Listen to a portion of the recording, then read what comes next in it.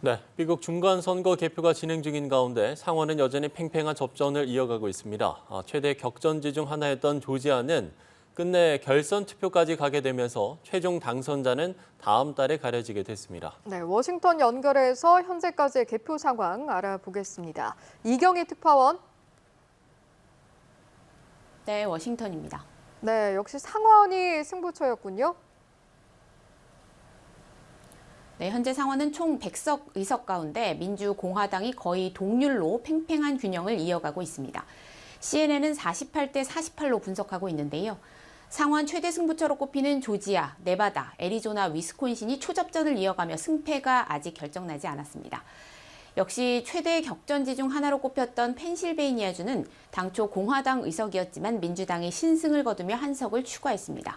바이든 대통령이 선거 막판 화력을 집중했던 곳이기도 합니다.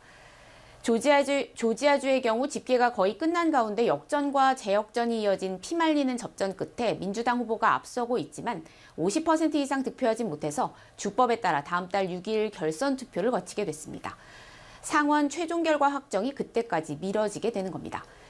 현재 언론에서는 지금의 양분 구도가 이어질 것이란 관측이 나오는데요. 민주당 입장에선 현재 50대 50을 지키기만 해도 당연직 상원의장인 부통령이 캐스팅 보트를 행사하기 때문에 다수당을 유지하게 됩니다.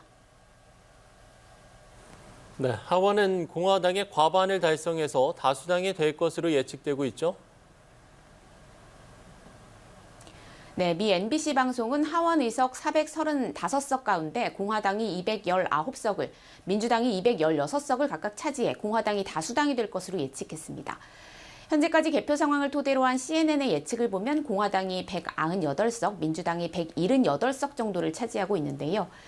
차기 하원의장이 유력한 케빈 메카시 공화당 하원 원내대표는 개표가 한창 진행 중인 오늘 새벽 연설을 통해 하원 선거 승리를 선언했습니다. But when you wake up tomorrow, we will be in the majority and Nancy Pelosi will be in the minority. Republicans will work with anyone who's willing to join us to deliver this new direction that Americans have demanded.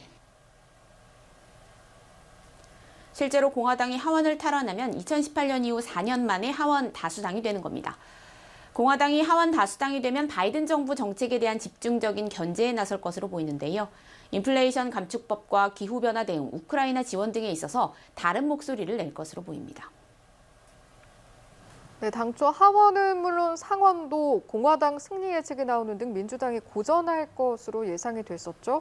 그런데 하원도 예상보다는 의석 차이가 크지 않을 것으로 보이면서 민주당이 선전했다는 평가가 나온다고요. 그렇습니다. 당초 하원은 공화당이 여유 있게 앞서고 상원도 선거 막판엔 우세 분석이 나왔는데요. 그러나 하원은 턱걸이 과반 달성이 예측되고 상원도 박빙 접전이 이어지고 있는 상황입니다. 그만큼 민주당이 예상보다는 선전했다는 의미로 해석이 가능한데요. 여야 간 권력 지형이 절묘하게 양분되며 균형을 맞추게 됐다는 게 외신의 분석입니다. 워싱턴 포스트는 민주당이 고전할 것이란 전망을 뒤집었다면서 트럼프 전 대통령이 지원한 공화당 후보들이 주요 격전지에서 뒤처졌다고 전했습니다. AP통신도 민주당이 인플레이션을 비롯한 각종 악재에도 상대적으로 선전하며 선거 결과에서 균형점을 찾았다고 평가했는데요. 지난 대선에서 바이든 대통령을 지지했지만 정권 심판론이 높아지며 숨죽였던 이른바 샤이 바이든 지지층이 대거 투표장으로 몰려나온 것 아니냐는 해석이 나옵니다. 지금까지 워싱턴에서 전해드렸습니다.